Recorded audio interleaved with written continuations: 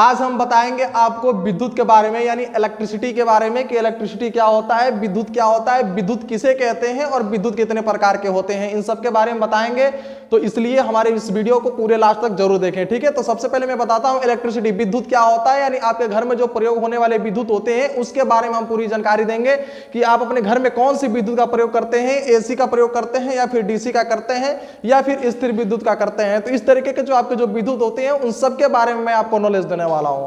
तो सबसे पहले आप जो विद्युत देखेंगे, विद्युत जो होता है यह विद्युत एक प्रकार का बल होता है, यानी बल जिसको एक प्रकार का ऊर्जा बोल सकते हैं, जो धारा के रूप में बहता है। यानी आप यहां पे देख सकते हैं जैसे कि जो आपका विद्युत होता है ये धारा के रूप में बहती हुई, यानी आपके जो वायर होते हैं उस वायर में बिल्कुल एक प्रकार से धारा के रूप में आपका बहते हुए विद्युत चलता है। या आप एसी अब और आप डीसी, इस तरीके से आप देख सकते हैं कि विद्युत आपकी प्रवाहित होती चलती है। तो इसको क्या बोलते हैं, विद्युत एक प्रकार का बल होता है जो धारा के रूप में बहती है परंतु लेकिन दिखाई नहीं देती है, इसे किसी घटना द्वारा या फिर किसी रोशनी द्वारा महसूस किया जा सकता है। यानी विद्युत क्या होता है, अगर आपको करंट लगता है तो फिर आप महसूस कर सकते हैं कि आपके घर में विद्युत है, या फिर आपके घर में इंडिकेटर के द्वारा या बल्ब के द्वारा या किसी संकेतन के द्वारा जब आपके घर में कोई उपकरण चलता है तो उसे माना जाता है कि आपके घर में विद्युत है। इसे सिर्फ महसूस किया जा सकता है। यह विद्युत जो होते हैं आपके बनावट के हिसाब से दो प्रकार के होते हैं, एक आपका स्थिर विद्युत होता है, दूसरा आपका अस्थिर विद्युत होता है। यानी आपके विद्युत बनावट के हिसाब से दो प्रकार होता है, एक आपका स्थिर विद्युत, यानी यह वह विद्युत होता है जो एक स्थान से दूसरे स्थान जाने में असमर्थ होता है, और एक ऐसा विद्युत होता है जो एक स्थान से दूसरे स्थान तक लाई और ले जाई जा सकती है।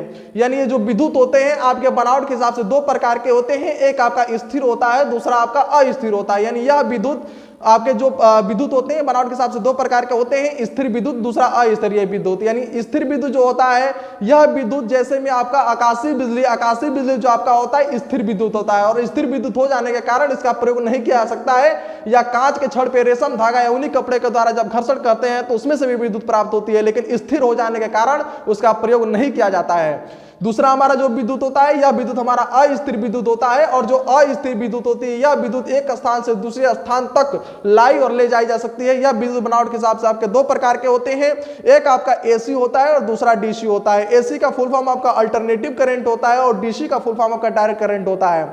एसी विद्युत हमें पोल से प्राप्त होती है, अर्थात जनरेटर में कंप्यूटर के स्थान पर स्लिप रिंग लगा देने से एसी विद्युत प्राप्त होती है। ये आपका एसी, और दूसरा जो आपका विद्युत होता है डीसी विद्युत होता है। सेल, बैटरी, जनरेटर, डायनामो आदि से प्राप्त होने वाली विद्युत को डीसी विद्युत कहते हैं, जिसकी फ्रीक्वेंसी सीधी रेखा में बहती हुई चलती है। यानी जो डीसी का फ्रीक्वेंसी होता है ये आपका सीधी रेखा में बहती हुई चलता है, जो एसी का फ्रीक्वेंसी होता है यह साइकिल बनाती हुई चलता है।